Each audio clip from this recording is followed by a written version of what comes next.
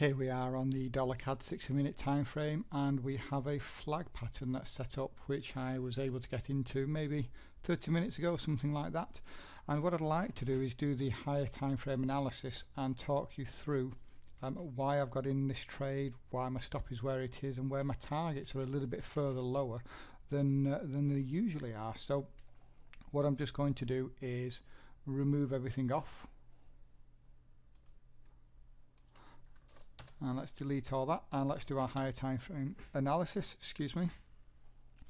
And so here we are on the daily time frame, and to be honest, there is not a great deal here. If I put on a trend line like this, you can actually see that we've been adhering to this trend line. Yeah, just there. Okay, so we had our touches up here. And what we then did here in this zone here is we violated, we broke to the upside, and then what happened is we came back into the channel and we're back up against that trend line as we speak. Okay, so we could see some resistance here, and we're at 130.50s, just above the 13,000 level. So if we drop down the time frames, you can see that we actually have a little structure shelf just here, and again, look at what price is doing. We saw a rejection here and a fall down, and we're currently seeing a bit of a rejection here as well, and it falls in line with this trend line that I put on earlier. And so if we drop to the 60-minute time frame, this is where we can see that that flag pattern. Now for this we need to zoom out, and let's put on a I would take the leg from this level, and the trend line for me is going to look like this.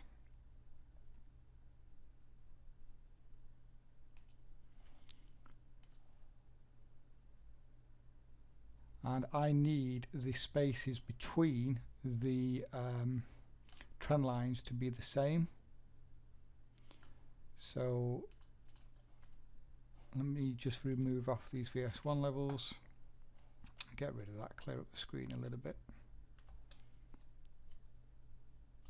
Okay, so now you can see that we've actually tested here, here, there, there, and there. And we haven't quite come down to retest this line, this trend line. So we know that we have resistance on the 240. We know that we have this level here that we're coming into and we saw the rejection from. And if we put on a fib from where I believe the pole starts to there, we've come into one of my requirements, which is a 382.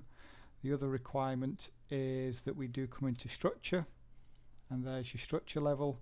And also, as mentioned, on the 240 we have the trend line structure as well, which we've now broken into, and we're seeing some resistance there as well. So if we go back out to the 60, which is where the trade is, we actually had our entry signal up here,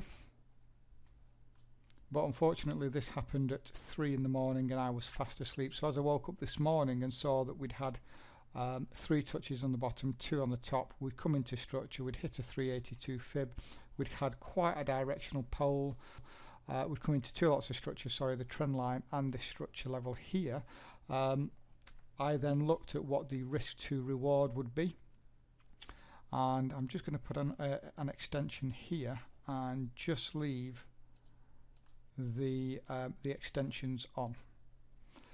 And if we zoom out, we can see that potentially we could see a move to retest this trend line, or since we broke to the top of the trend line, a safer option would be if I put a structure level in here. I'm just going to make this yellow so we can see it a little bit better, fatten it up a little bit.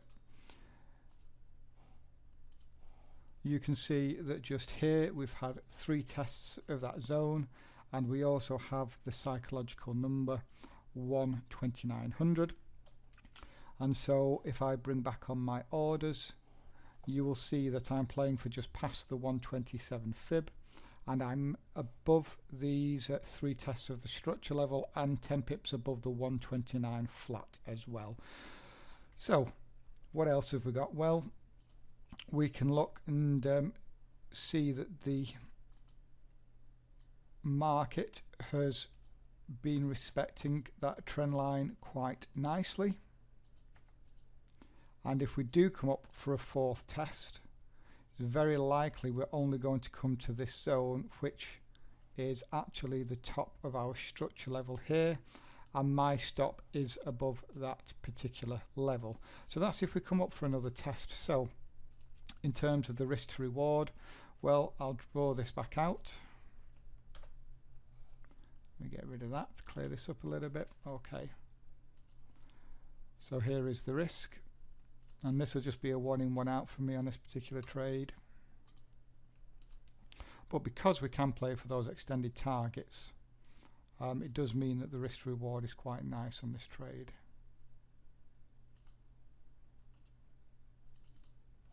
We'll make this one green.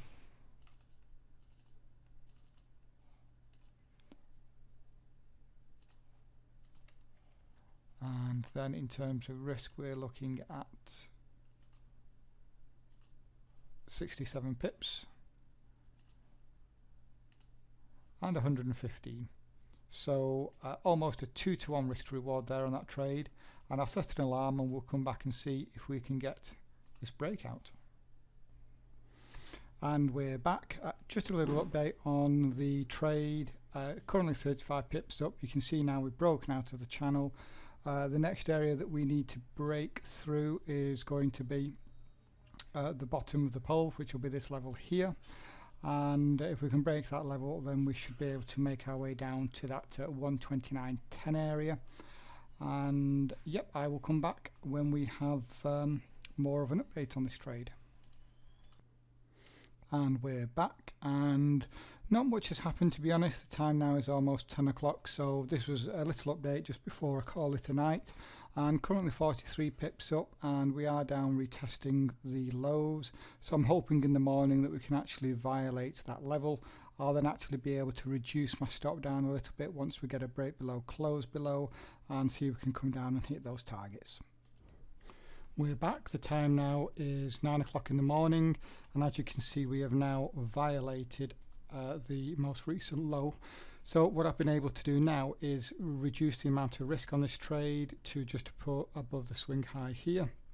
And so now instead of 67 pips of risk, this has been reduced to 48.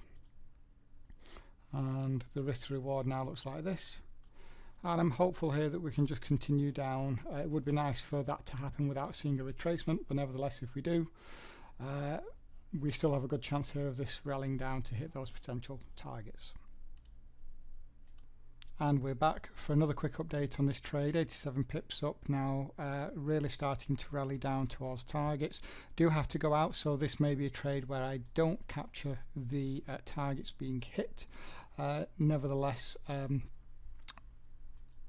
I will be able to finish off the video when I come back. So I'm once again now just going to reduce down my risk on this.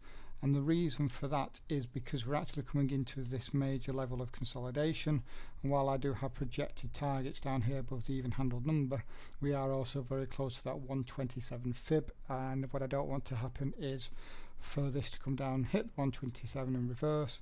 Certainly that's not what price is telling me, but nevertheless I don't want to take a 50 pip loss here. So this is now a break-even trade for me, and I'll finish off the video when I come back if we have hit targets.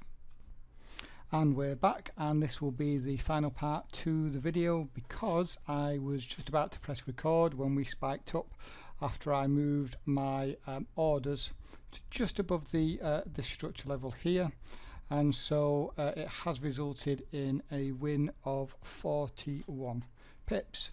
What a shame that we did not get down to our targets. I explained the reasons why I believed that that is where we could get to, but this is always the problem when the safest place to take targets is this level, but nevertheless my back testing is based on the 127 and structure beyond that level. So and the psychological number as well. So I followed my rules perfectly, and in this situation we managed to bank 41 instead of the 115. Disappointing, but nevertheless it wasn't a loss, it was a win, and I followed my rules.